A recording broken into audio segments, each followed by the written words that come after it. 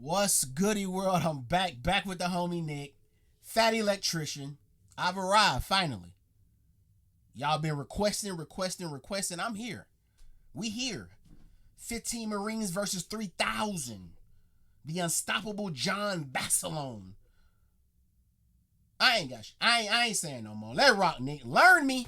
I'm just going to level with you. I've been making YouTube videos for about 3 years now, and during that time, I've gotten recommendations for hundreds of thousands of different topics to do videos on. Some of them I've done, some of them I haven't gotten around to yet, some of them I'll never do because they don't interest me, and then there's another category of topics that I've actively avoided because, to be honest with you, they intimidate me because the stories are that incredible, and I'm worried that I'm not going to do them justice.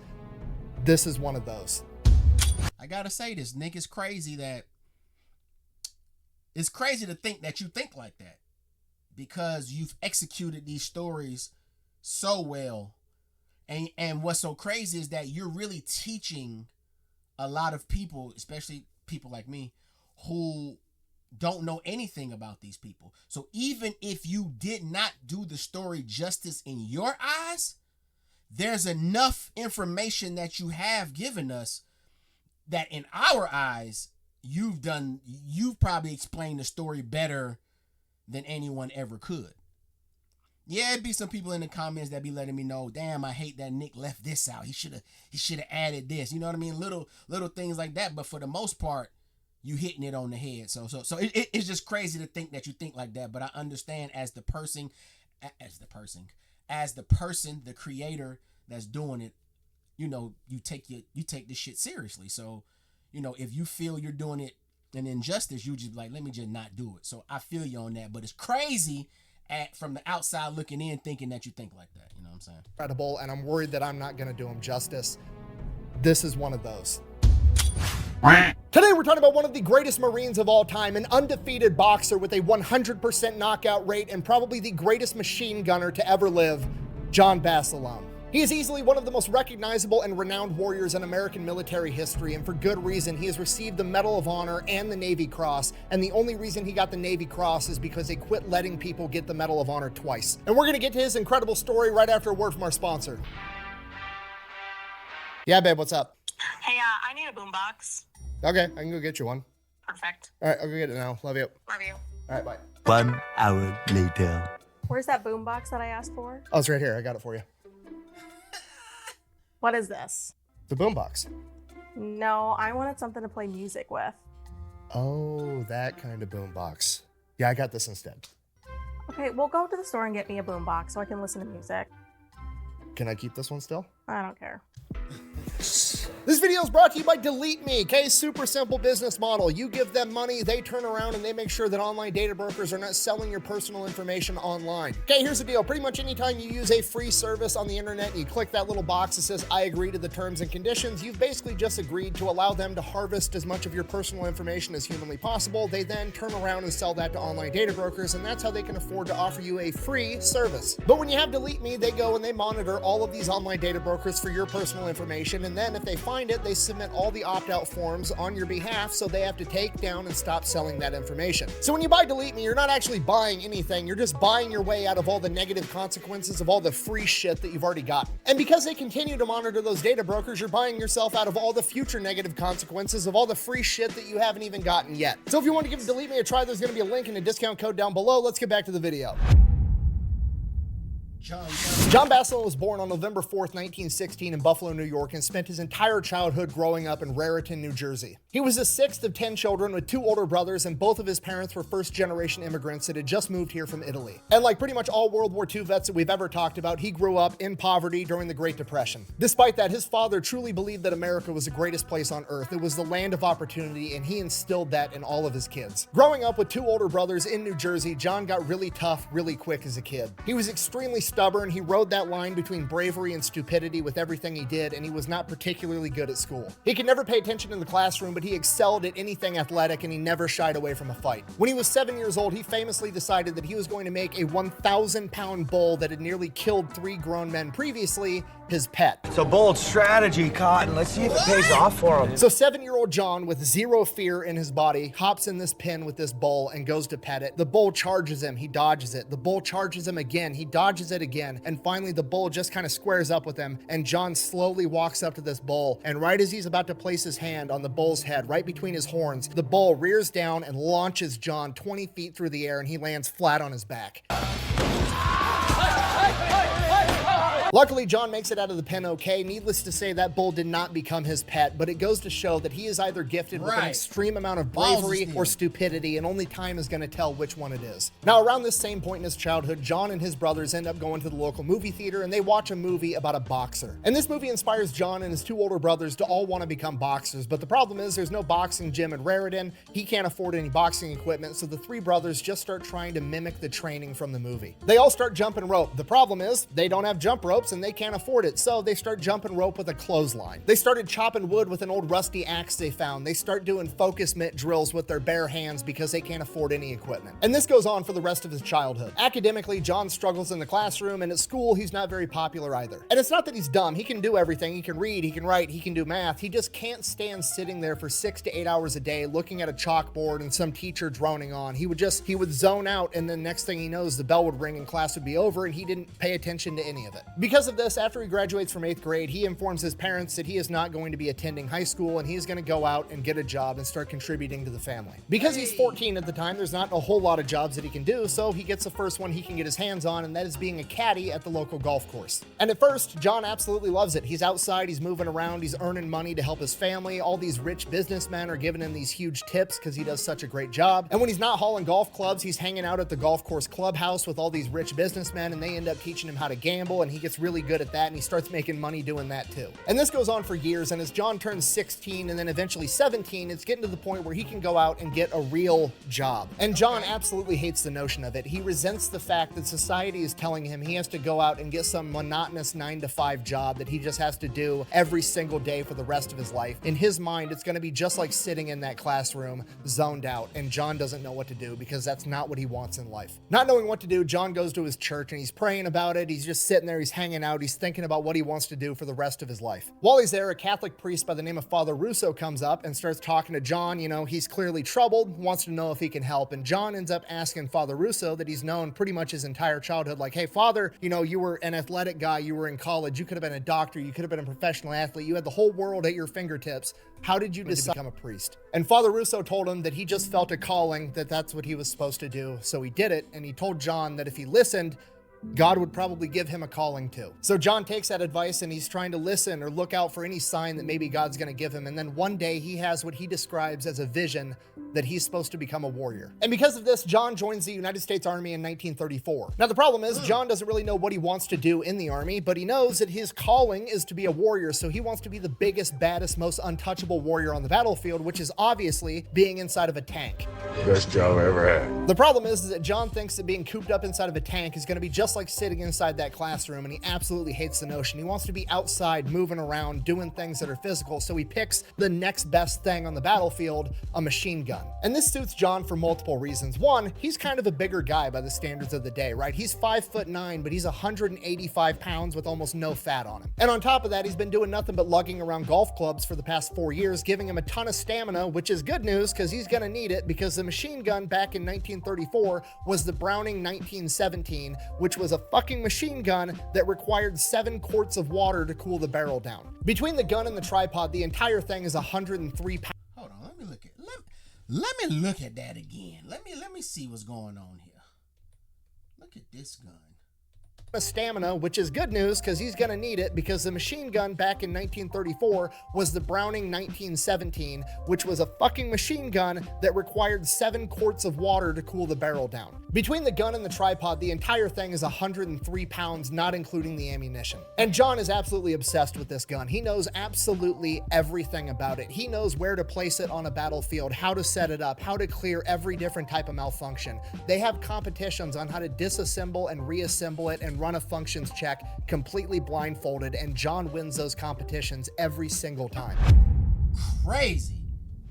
After finishing his training, John gets shipped out to the Philippines, and he spends the next 3 years there between 1934 and 1937, and it kind of fucking sucks the entire time. Now, at this point in time, the geopolitical climate is absolutely heating up, and war could break out, and if that war breaks out, John is obviously here to defend the Philippines. And as far as John can tell, if war should break out, the Army's only plan is to have all of its troops retreat to a tiny island called Corregidor and try to hold that. Now, this is extremely disheartening to the point that it pisses John off, because remember, he's here to be a warrior. That's his higher calling in life. And now he's over here in the Philippines. It's hot. Everything's fucking wet all the time. There's fucking bugs everywhere. He's getting malaria. Everybody else is getting malaria. And he's sitting here just suffering, basically waiting for war to break out. And then when the war does break out, the first thing they're going to do is retreat. That's not what he signed up for. So this bothers John all the way down to his core the entire time that he's there. Despite that, he tries to make the best of it, which is really hard at times because it's very clear to John that the Army either doesn't give a fuck about him or just doesn't have the funding to take care of them the right way, because they have basically nothing while they're there. They're living in these tiny little huts. They have very little supplies. They're literally having to eat goat half the time, which John said was absolutely disgusting. And on top of that, John absolutely... Damn, that's crazy, because, you know, being Panamanian and Jamaican, you know, goat is... Now, granted, I don't care to eat goat now. I ate it so much growing up, but it's crazy to think that back then it was considered, because it's really slick like a like a delicacy now. Like goat costs so much at the Jamaican restaurant. Like eating lobster, lamb and goat. Shit, like eating lobster now. Goat half the time, which John said was absolutely disgusting. And on top of that, John absolutely hates the rainy season in the tropics because he cannot stand the wool army socks when they get wet on his feet. It drives him absolutely insane. It bothers him so much that it becomes a well-known thing in his unit that when you're gambling against John Basilone, he is willing to accept dry cotton socks as currency to gamble with when you play against him. Wow. Which is pretty much all he does the entire time that he's there. He's either sleeping, drinking, gambling, or trying to bang the locals like everybody else. He actually ends up falling in love with a local woman by the name of Lolita that he describes as the most beautiful woman in the world. So much so that he actually gets her name tattooed on him. The constant drinking and gambling gets old after a little while, so he decides that he's gonna start training to box again. So he gets back to running, jumping rope, starts sparring with any other army guy that's willing to spar with him, and then eventually he ends up taking his first fight in the army for boxing. Takes his first match, goes in there, knocks the guy out in the first round, takes another match, knocks him out too. After a little while, he is the best boxer in his unit, and then he goes and competes, becomes the best boxer in the army, and then he goes, competes again, knocking out the Navy's champion, becoming the best boxer in the US military. Around this point in time, he ends up getting the nickname Manila John, and all the promoters... Question on that, y'all. Is that an official thing? Like, he's knocking out champions from other military branches, but is this an actual organized thing within the military? I don't know. I've never heard of actual, like, yeah, y'all can pretend like y'all can pretend like this is real professional fighting, but is it actually organized professional fighting within the military sectors? Let me know. Like, is it like the Marines versus the like, let me know if that's a real thing, or if that's just something that they all made up and just kind of made it like slick official, but it's not actually official.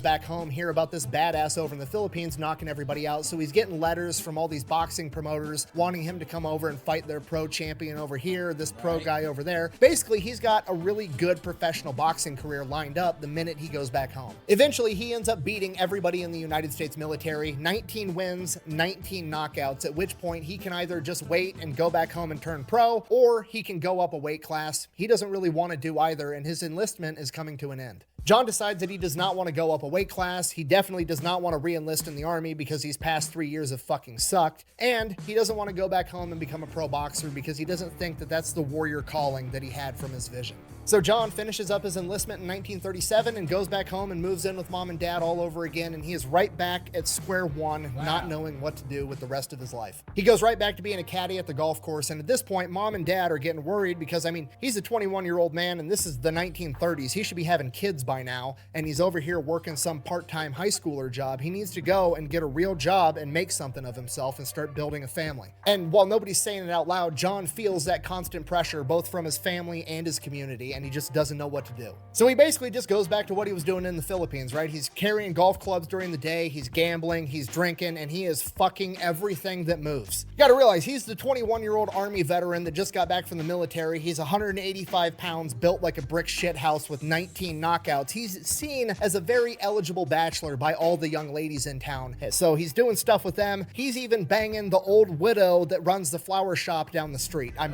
not kidding. So that's going on for a while. Then eventually his dad confronts him like, Johnny, what the fuck are you doing with your life? You need to get your shit together. So John is like, I know. So he goes, he gets a real job. He ends up being a delivery guy for a laundry service. He does that for a couple of months. Fucking hates every single second of it. But now mom and dad are proud of him. You know, he's gone out in the world. He's got a real job. He's doing the whole, you know, family thing. Soon he'll probably get a wife, settle down, have kids, do what, you know, you're supposed to do. He doesn't make it there very long. He ends up quitting because he just can't stand to do it. His parents are super disappointed right out of the gate, at which point John is like, you know, I'm going to move out. I'm going to go somewhere else. I'll go out on my own. So he moves to a different state, gets a job with the gas company. So he does that for like 6 months. He becomes one of the top employees at the company. He's getting along fine. He does the work really well, but he absolutely hates it. He doesn't feel like he's fulfilling his higher calling. And around this point in time, all the news is coming out about the massacre at Nanjing, Japan invading China, killing hundreds of thousands of innocent civilians. There's stories coming out about Japanese officers beheading innocent Chinese civilians until their arms are so fatigued that they can no longer lift up their swords. And this bothers John to his core because even though his time in the army wasn't great and he hated it the entire time, he still considered himself a professional and did not understand why another professional military would do that to innocent civilians. And with this, John has his second vision, basically a more clear version of his first vision. He is supposed to be a warrior, but he is supposed to fight the Japanese. And with this, he decides that he's going to re-enlist in the United States military, but this time he's not going with the army. He told his mother, and I quote, "The army's too soft, Ma. I'm going with the Marines." We gonna stop right there. We just gonna let that breathe, y'all.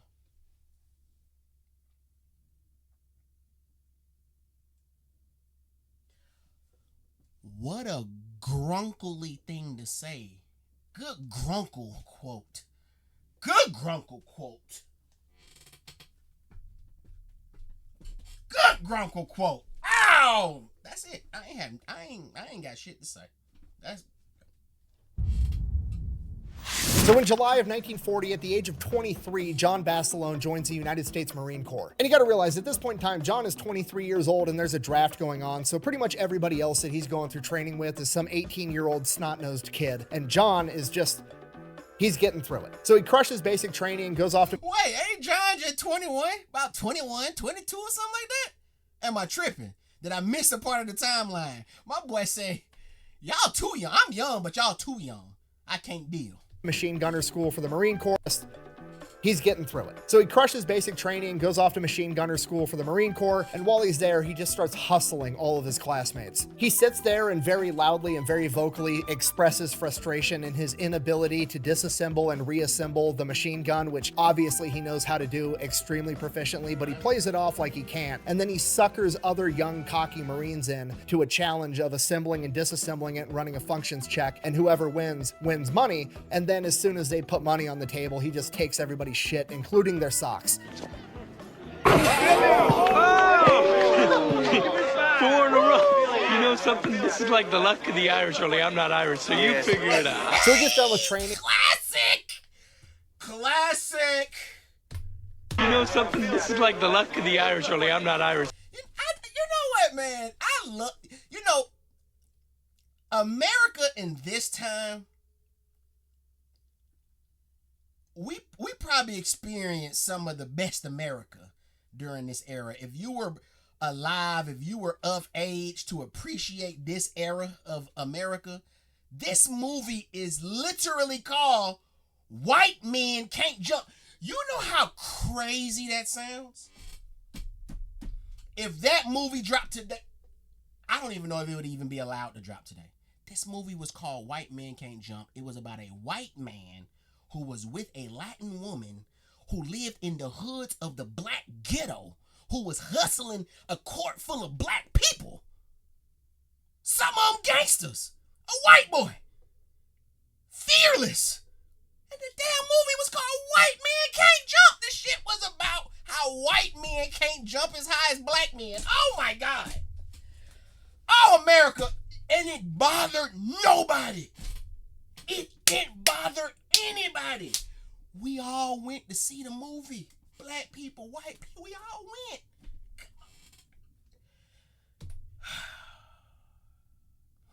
America was a little wrong and a little right. And it was okay. I don't know what it is now. I don't know. Y'all tell me. 4 in a row.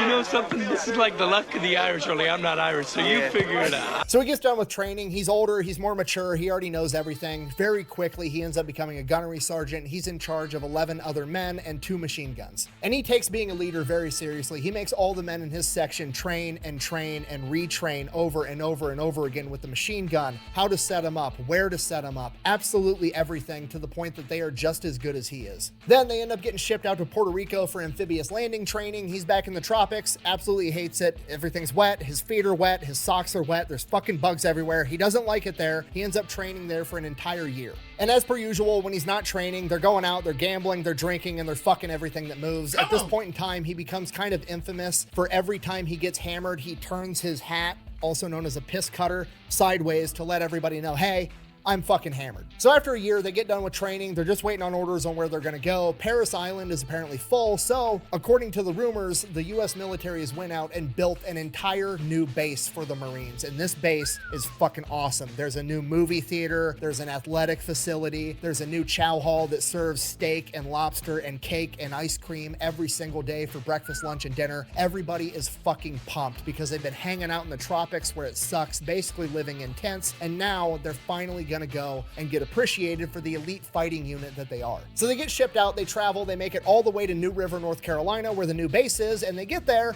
There's nothing there. There's like a couple of buildings for the officers, and then it's just a fucking swamp. They have no mission. There's no training schedule. They're literally just existing, living in tents in a swamp. Because at this point in time, America isn't in the war yet. So basically, they're one of the most highly trained units that America has, but they have nowhere for him to go. So they basically just like set him off to the side and told him to go camp in a swamp for a while. And it sucks the entire time. So they're there for a couple of months, and then they get word that they're going to a different new base. And this base surely is the base they were originally talking about, right? With the chow hall and the steak and the lobster and the cake and the ice cream and the athletic facility and the new barracks. Everything's gonna be awesome. The new base is actually ready. They ship out. It's a very short drive. They come to this new place, Camp Lejeune. Also, no buildings, just a fucking swamp.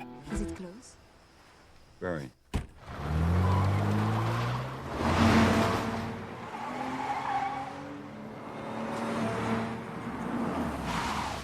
So now morale amongst the men is at an all-time low. It absolutely sucks. John is trying to do everything he can to keep spirits up. He makes it standard practice that everybody under his command is going to learn boxing. He's going out, he's teaching his men how to box. The circus in town actually donates their old tent and they set it up, and that becomes their new like Madison Square Garden. He's hosting fights. Boxing is like the only thing they have. But John doesn't really have any interest in boxing himself, and after the word got out that he's Manila John with 19 knockouts, not a lot of people wanted to box him anyways, so it works out. But there has been several occasions where a card game went wrong and he got into a fight and knocked a couple of people out. And then they get a new commander that apparently is a badass, and one of the first things this commander does is calls John Basilone into his office. Okay, this cannot be good. John is nervous. This guy is allegedly a hard ass. He's supposedly one of the most decorated men in the US military at this point in time. He's got 2 Navy crosses. He's already served in Nicaragua. He served in the Banana Wars, and now John has to go talk to him and he doesn't know why. So John walks into his office, and this guy is intimidating. He is built like a brick shithouse. He looks like a refrigerator with a smaller refrigerator on top of it, and that's his head. This dude's got the biggest barrel chest he's ever seen. His side profile is 2 feet thick. It's starting to make sense why this guy's nickname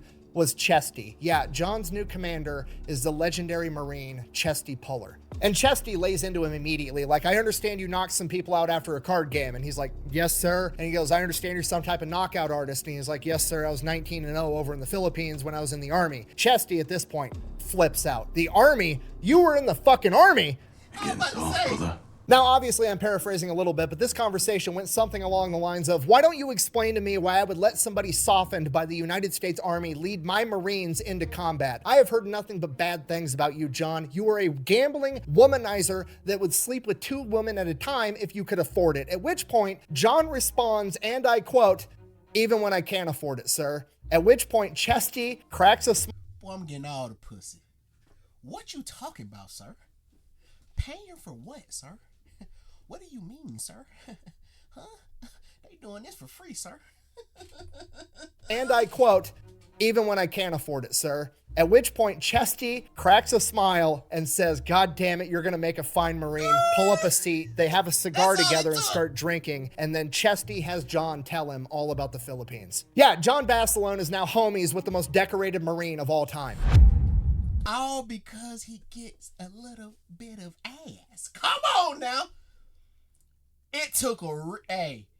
Hey, when you sharp like that with the comebacks, the authority can't help but respect it. Like, you came in to play chess. You I thought you were playing checkers. When you told me you was in the army, I thought you were playing checkers. But then you hit me with that very sharp rebuttal.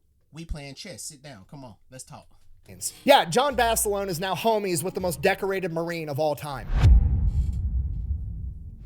Shortly after this, Japan attacks Pearl Harbor. They've committed the cardinal sin. They've fucked with America's boats. It is now game on. At this point in time, John's unit is one of the most highly trained units in the United States military, and they are immediately shipped out to Samoa on their way to the Pacific for more training. They spend about 4 months there. They train a bunch on amphibious landings, but they also train on jungle warfare, trying to focus in on what they know the Japanese like to do. They know that the Japanese like night fighting, so they get a bunch of nighttime combat training, and then they know that the Japanese also like to infiltrate behind enemy lines and pretend to be one of your guys and then murder you in your sleep. So they develop a new system on how to make sure that somebody out in the darkness is actually one of your guys. Now, the tricky part is you need to make sure that both members in this communication are both on the same page and they both know that they're not going towards an enemy. So you're going to shout out one word and they're going to respond back with another word that's the password. And the words that they choose are weather and clear, because apparently you can't say those words with a Japanese accent. Clear? Clear? Clear. Clear. Clear. Clear. Clear. So they get done training, then they're just told to board a ship. They're not even telling them where they're going. They get out to sea after like 2 days once it's no longer... Even back then, America was a little wrong and a little right. Because that was a little wrong, but it was a little right. I know y'all know what I'm saying. That was so wrong, but that was so right. And that's life. Clear. Clear.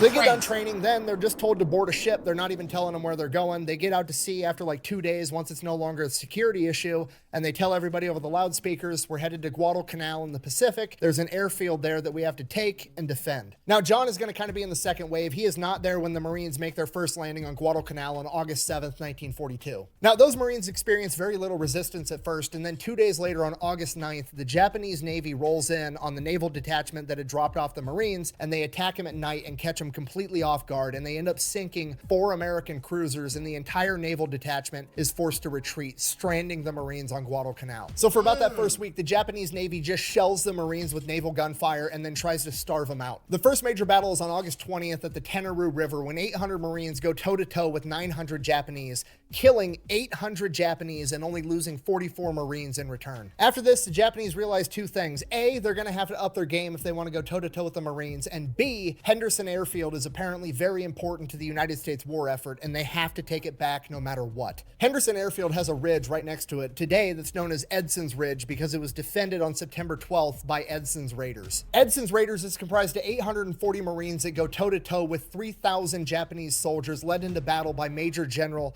Kiyotake Kawaguchi. Utilizing the high ground and effective machine gun fire, Edson's Raiders absolutely crushed Kawaguchi's men. Over the course of 3 days, the Marines lost 31 men and killed over 600 Japanese soldiers and wounded at least 600 more. To the Japanese, this was considered the first major defeat of their ground forces in over 2,000 years and brought immeasurable shame to that chain of command. General Kawaguchi is immediately relieved of command, and his boss, General Hayotake, takes control, and it becomes his life's mission to win back Henderson Airfield to restore his honor. By August 18th, the United States Navy is able to punch through, and John and the rest of the 7th Marines show up to reinforce the Marines on Guadalcanal. Over the course of the coming days, they offload all of the 7th Marines onto Guadalcanal, but on September 23rd, before all of the Marines have disembarked from their ships, they get ambushed at the Medicao River. Chesty, hearing that some of his men are cut off and surrounded, commandeers the United States naval destroyer, the USS Ballard, takes it under his command, gets it as close as he can to their position, and calls in the naval gunfire on the enemy himself. He then loads up all the landing vessels that he has with as many Marines as he possibly can and begins leading them. Am I hearing wrong? It's maybe the verbiage. In simple terms, is he saying that Chesty just went and deboed the ship? If y'all know what Debo Friday bullied the ship. Is that what I'm hearing? Is that commandeer? Like, did he just like, hey man, whatever we had planned, cut that. Let's go do this real quick. Loads up all the landing vessels that he has with as many Marines as he possibly can and begins leading them into the fight to save his men. And Chesty is right there leading from the very first Higgins boat, and it gets so bad from enemy gunfire coming in on these Higgins boats that the naval coxswain, the pilot of the ship, goes and starts turning the boat around, and all the other boats are going to start following, at which point Chesty orders him to keep going, and he fights him on it, and Chesty pulls out his Colt 45 and says that he will shoot him himself if he doesn't steer that fucking boat to that beach. Chesty lands, goes out, saves his men, and to be clear, John wasn't there during the actual battle, but he saw all of this unfold, he heard about it, and it reinforced everything that he thought and knew in his heart, that if he wanted to be a good leader, he had to lead from the front and be willing to risk himself for his men. So all the Marines get out on Guadalcanal. The biggest objective in the war right now is defending Henderson Airfield. This is the most important stretch of land on the planet at this point in time. So John and his 11 men are set up on this ridge right outside Henderson Airfield. They have 2 foxholes, 1 machine gun team in each, and they are covering a 2,500 yard span of the Marine front line, and they absolutely cannot allow the Japanese to get past it. On October 23rd, General Hayotake, who remember feels that he has been shamed by allowing his subordinate to lose to the Americans for the first time in 2,000 years, he is willing to die to win this fight, and he sends all the men that he has directly towards the Marine Corps' front line. And hundreds of them are headed directly towards John Basilone and his 11 men. The Japanese soldiers headed towards John and his men were covered in leaves for camouflage, and there were so many of them that Basilone's men said it looked like the jungle itself was coming to eat them. And while that is horrifying, you have to remember that John and his men... That's spooky. The jungle is coming to eat us. Not get us, not attack us, but eat us. God, war is war. You gotta just talk like that. You gotta just talk like death is at your doorstep. It ain't nothing but in war. Death is the outcome. That's where that's the worst case scenario. Is really the only case scenario I can imagine being there on the battlefield. That's the only case scenario. Is death. Like, if this don't work, we dead. It ain't no ifs, ands, or buts. All that getting captured and they gonna take us as prisoners. That's not in your mind. In your mind, you dead.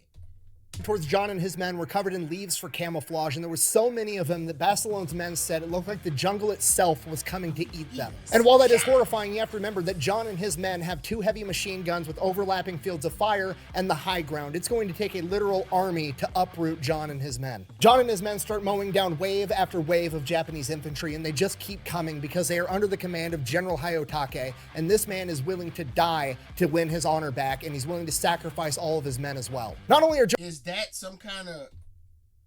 this a movie that I need to know about, y'all?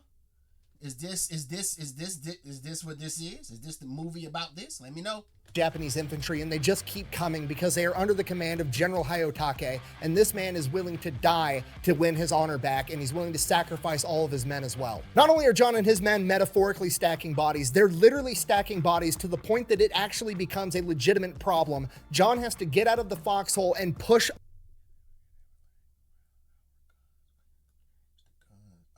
I'm reading in silent. Yes, that was correct. They were laying all around our guns. We had to change the guns because I had what the hell? Because I had my mouth. What? low and the being piled there, I had to change my position in order to fire.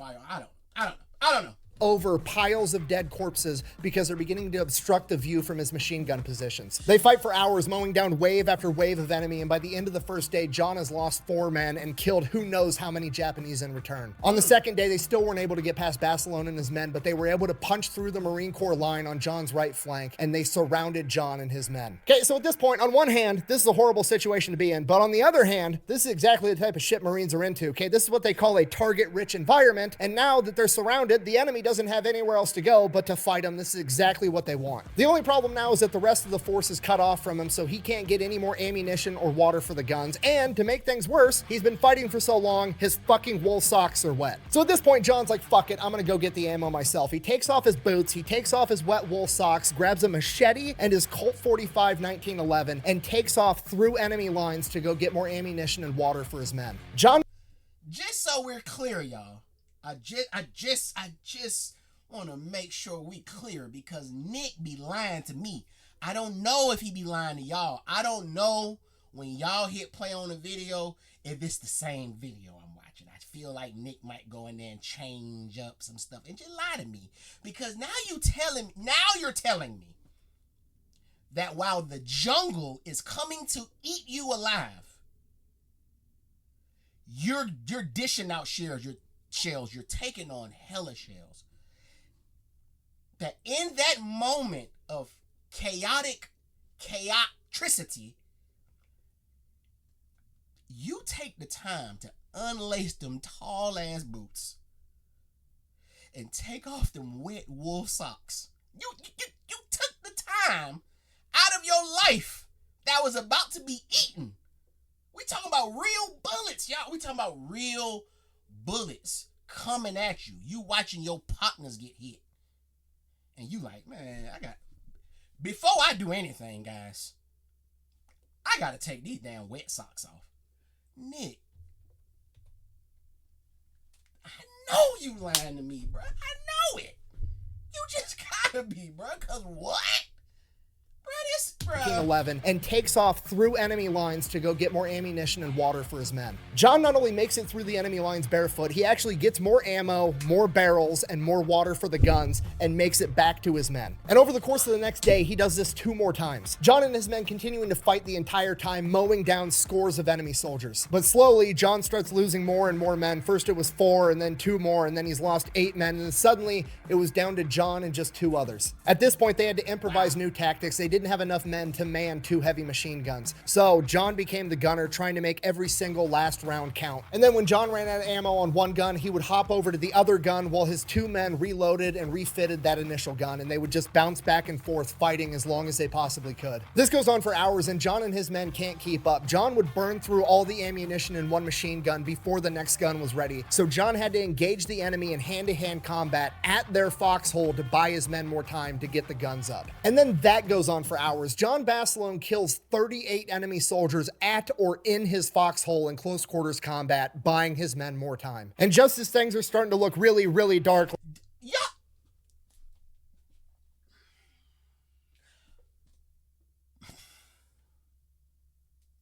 I'm waiting on Nick to say, if you're picking up what I'm putting down, I'm waiting on him to say that. Because what you telling me is, the man was shooting so fast that there were moments, there were gaps where there were no guns being fired from his side of the fight.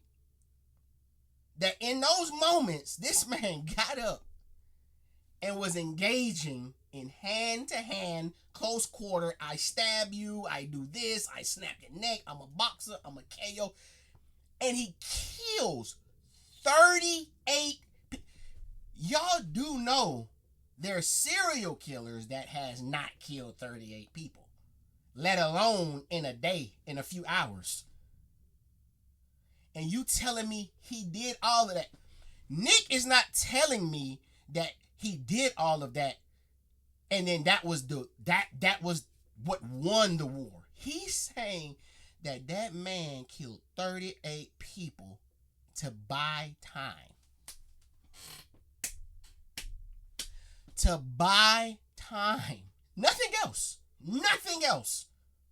Just to buy time. Hey, bro, get that reloaded. I'm going to go off these 38 folks. I think about 50 on them. I'm going to try to get as many of them as I can. Buy y'all some time. We talking about lives. We talking about mom, dad, children, grandfather, grandmother, uncle, niece, best friend. 38 families affected to buy time. Oh, yeah. Bruh. Y'all know I love a Marine. I know y'all want me.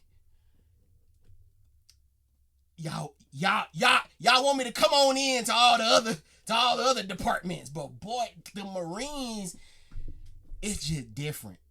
It's just different. Respect to all, but a Marine is different. A Marine will kill 38 people to buy time.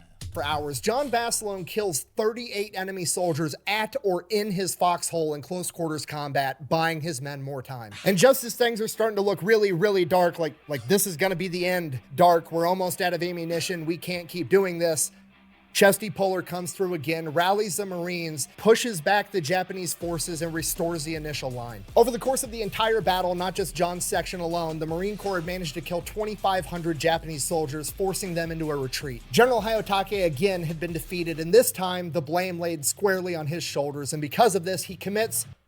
Can't say that word on YouTube. Anyways, by the time reinforcements get to Basilone and... I don't know the word. And if he can't say it on YouTube, I don't want to say the word that I'm thinking about. Because I think this video was uploaded like 6 months ago. So I'm pretty sure things probably still the same. So I'm not going to say the word I'm thinking about, but maybe y'all can spell it wrong in the comments and let me know what he's talking about. Again, I'm kind of new to YouTube, so let me know. Man, there is dead dudes absolutely everywhere. There's 38 of them in or around the foxhole. All of those kills were credited to Basilone in close quarters combat, and his fields of fire look like the most aerodynamic mass grave you've ever seen. There was so many they quit counting after 150. For the next 18 days, the Marines launched counterattacks, chasing the retreating Japanese forces all over Guadalcanal before eventually kicking them off the island altogether. But the fight's not over yet. The Japanese are going to come back, and they're going to come back with everything they absolutely have. Off the coast of Guadalcanal is a bunch of Japanese battleships, and they are there to secure a route for more Japanese soldiers to make it onto the beach through landing craft. But this time, the US Navy is going to surprise them in the middle of the night. There's this crazy battleship commander by the name of Willis Lee, aka Ching Lee, a 5-time Olympic gold medalist sharpshooter and tactical genius that has just pioneered and perfected the method of using radar to find targets for naval gunfire, giving them an unprecedented advantage at night fighting. On the night of November 14th, he engages a Japanese battleship detachment with his ship, the USS Washington, sinking their flagship, the IJN Kirishima. This forces the rest of the Japanese naval detachment to retreat, squashing any hope of Japanese reinforcements hitting the beach. Effectively, it's crazy to think that Ching and Basil, like, it's happening at the same time. It's so many stories being created at the same time in that same field, in that same arena. It's incredible. Japanese naval detachment to retreat, squashing any hope of Japanese reinforcements hitting the beach, effectively securing the island and turning the entire tide of the war in the Pacific.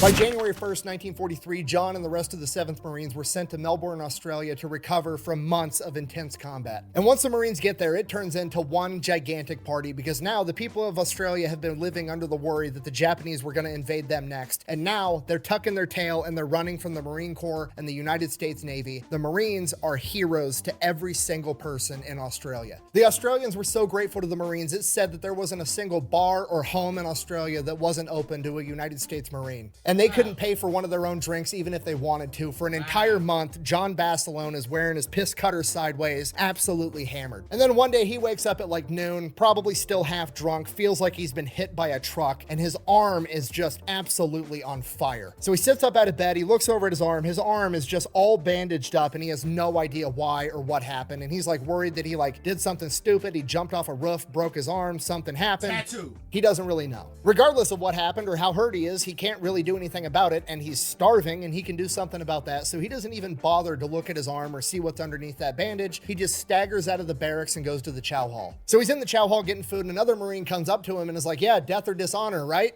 And John Basilone's like, what? He goes, your tattoo that you got last night. Everybody was watching and cheering. And he's like, and he looks underneath the bandage, and he's now got a gigantic tattoo on his arm that says death or dishonor. Now at this point, John is like partially relieved that he's not severely injured, but on the other hand, he's like, man, I got so hammered I got a tattoo and didn't even know it. Maybe I should tone it down just a little bit. So grunty of him. He's so. I don't know if that term existed back then. I don't know if grunt. Very, very, very, very grunkle of him. I like to call the grunts grunkles. Okay, all right. It's. I saw a shirt the other day that said gunkle. It was like a regular uncle that likes guns or something. And I said, damn, I like the idea of grunkle, like a regular uncle, but off 38 people to buy time for his partners. You see what I'm saying? I like grunkle. It sounds like something a badass uncle would do. Like your Hey man, my boy got a tattoo, didn't check it, went and ate, and somebody told him about it while he was pissy drunk. Yeah, that's some grunkle shit to do. I got so hammered I got a tattoo and didn't even know it. Maybe I should tone it down just a little bit, which works out because by this point in time, the party's kind of dying down. The Marines go into this like recovery type mode. They're kind of like out in the woods, living in barracks and tents, and they're just kind of hanging out until they get more orders. So that's fine. That's great. That's wonderful. The only annoying thing that's really going on at this point in time is in Australia, there's this fucking bird that's got the most obnoxious call on the planet, and it's called a kookaburra.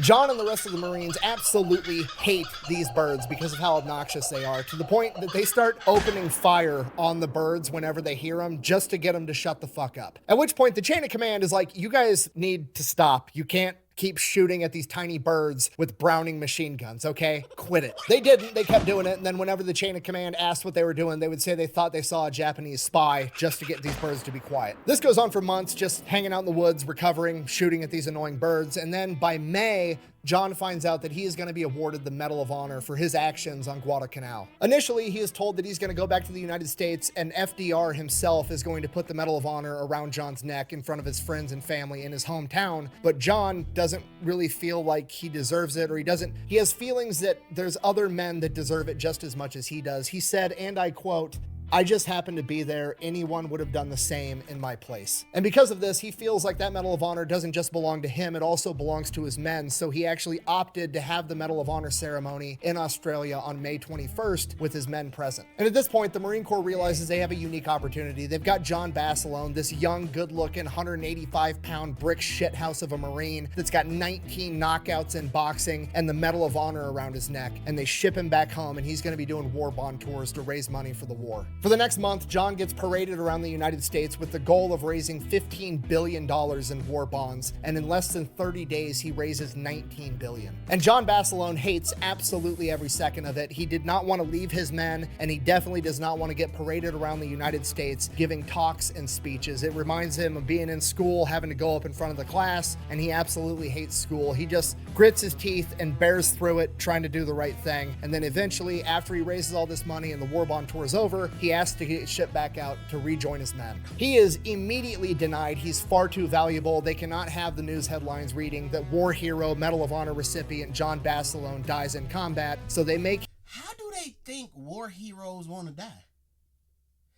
The ones that want to be there. Let me say that. I understand that there are war heroes who fell into some heroic shit and got out of it and was like, bro, I don't ever want to go through that again. Send me home a hero. I'll do the tours, I'll raise the bonds, and I'll go work at the post office. I get that.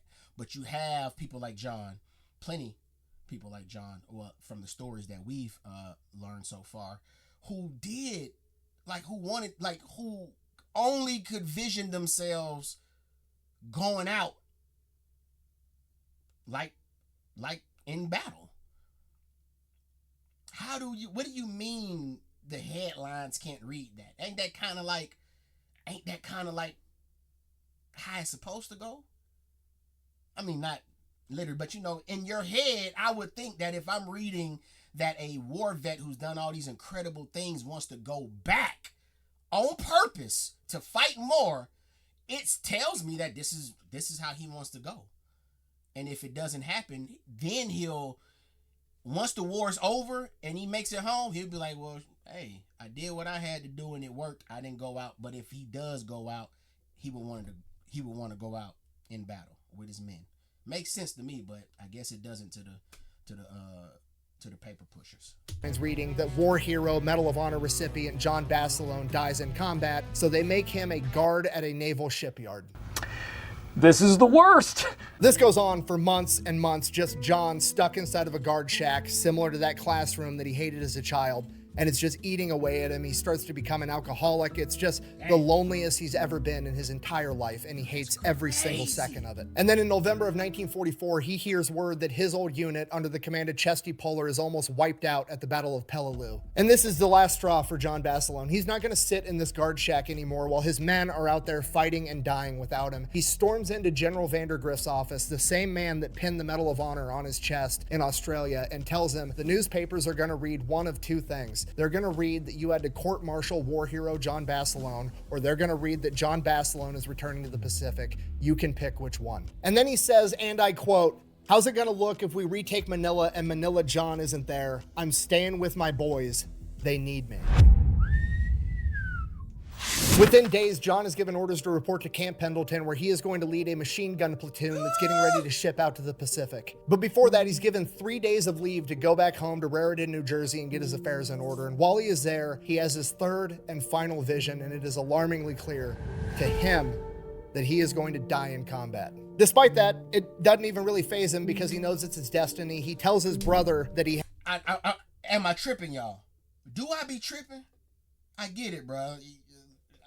I'm losing subs, y'all, believe it or not, because they're saying I can't watch your reactions anymore. You're always trying to predict. Why don't you just wait till he finished talking?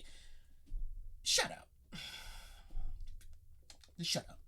For those who like my banter, am I tripping? Do I be tripping? Do I be tripping in my assessments? Okay, shit. Despite that, it doesn't even really faze him because he knows it's his destiny. He tells his brother that he had this vision. His brother doesn't quite believe him. He gets his affairs in order and he heads off to Camp Pendleton. While there, he meets Lena, a female Marine cook, falls in love with her, and they get married almost immediately, and they have 1 month together at Camp Pendleton.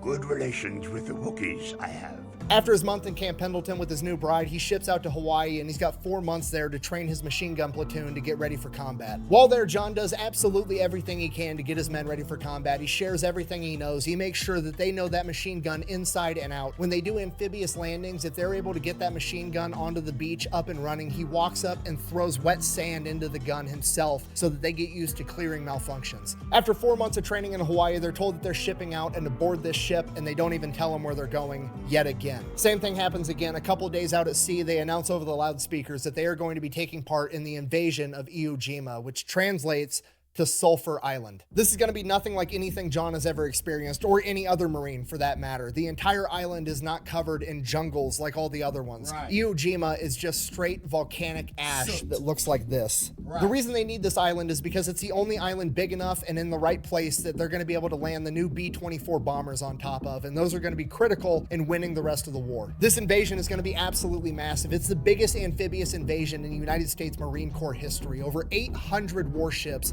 250,000 men, and 70,000 Marines. John and his men are going to be landing on Red Beach too, and as the first wave lands on Red Beach, nothing really happens. There's a little bit of enemy sniper fire here and there, but there wasn't artillery, there wasn't mortars, they weren't opening up on them with machine guns while they were in the Higgins boats, and as soon as they get on the beach, there's nothing there either. So I'm guessing because, of course, they're thinking there's no way they want to set up there, all the volcanic soot, all the whatever it's called, I'm calling it soot, all the volcanic soot, like, we can't even set up there. We ain't no need to protect it because I know they not gonna set up there. Is that, am I tripping again? I don't know, but that's what it seems like. Marines just kind of lay down and get low, trying to not be an easy target for a sniper, and then the second wave lands, and then the third, and then John's on the beach with his men on Red Beach too, and he looks out and just sees clustered Marines laying along this beach on volcanic ash that you can't dig into, and he has the oh fuck moment, and he realizes what's about to happen. The Japanese absolutely have every square inch of this beach sighted in with mortars and artillery, and there's pillboxes and bunkhouses off in the distance that are probably concealed and you just can't see them yet. Chuck Tatum, one I was wrong. Bunkhouses off in the distance that are probably concealed and you just can't see them yet. Chuck Tatum, one of John Basilone's men, was laying down at the time, and he said that everybody had this feeling of like, maybe this is going to be an easy day. Maybe the Japanese got scared and they fled and retreated already out of the gate and we've already won. And then he hears John Basilone start screaming, "Get the fuck up and start moving up the beach or you're gonna die," as he literally starts kicking Marines in the ass and dragging them up by their collars and ordering them to push forward. And as soon as that happens, the Japanese open up with mortars, artillery, and the pillboxes unconceal themselves and start mowing down Marines with machine gun fire. There's nothing he can do about the mortars or artillery, but maybe John can do something about these pillboxes and the machine gun fire. There's one big Japanese bunkhouse up ahead that's mowing down Marines with its machine gun. John orders his men to get their machine guns up and start returning fire into the window holes of this bunkhouse. Once his men start laying down suppressing fire, hopefully keeping the Japanese from manning their guns effectively, John goes, he finds a demolition guy and a flamethrower, and he orders them to walk right up the machine gun's field of fire right next to the bullets whizzing past him. It seems sketchy, but is literally the safest place to be right now. As soon as the demo man and the flamethrower almost make it to the window on the bunkhouse, John steps over his gunner, unhooks the machine gun from the tripod, grabs it by the handle around the barrel, effectively known as a Basilone bail after this, yells at his man to grab the ammunition, and starts running up the beach as the demo man throws a satchel charge into the window and the flamethrower starts hitting all the windows with his flamethrower. John runs all the way up the beach. He runs up the hill that this bunkhouse is built into, and once he gets to the top of the hill, while holding the gun in his hands, he mows down all the Japanese running out the backside of the bunkhouse. At the top of the hill, John can see the airfield they need to take off in the distance, so he gets his machine gunner set up, gets the men that he has set up in a defensive position, and goes back down the beach to get the rest of his men, just like his mentor Chesty Puller would. He makes it back to the base of the beach, he gets all of his men, and they start making their way up the beach to secure this position. And then suddenly, John and 5 of his men are hit with a mortar, killing all of them. John Basilone is credited with saving dozens, if not hundreds of Marines with his actions on the beach that day. For this, he was nominated for a second Medal of Honor, but by this point in time, it had become common practice to never award the Medal of Honor twice. So he was posthumously awarded a Navy Cross and a Purple Heart, becoming one of the most decorated Marines of all time. And many of the Marines that he saved that day would go on to take Iwo Jima and ultimately win World War II. And that is the story of John Basilone, Manila John, the greatest machine gunner to ever live. Thank you for watching. Best way to support the channel is go buy some merch over at thefatelectrician.com. Whack bang out. I absolutely hate endings like that. No.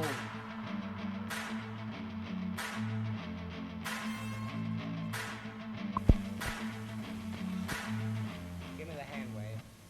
Sergeant, can you tell us something about how you happened to get this medal? You must have mowed them down. Yes, sir. I was in a good outfit with good men.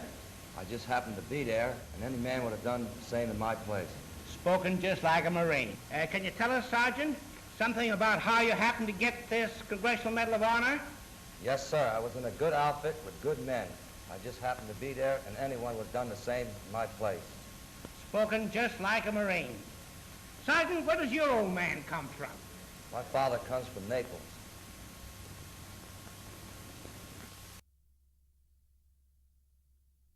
Damn.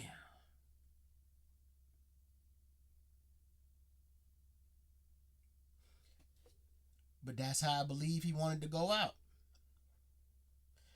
He went out mowing down people with a tripodic machine gun. A machine gun that you needed a tripod to operate properly. A suitcase machine gun. He went out how I feel he wanted to go out. Damn. Great story, y'all. Damn. Great story. Like, comment, share, subscribe. I'll catch y'all on the next one. Peace.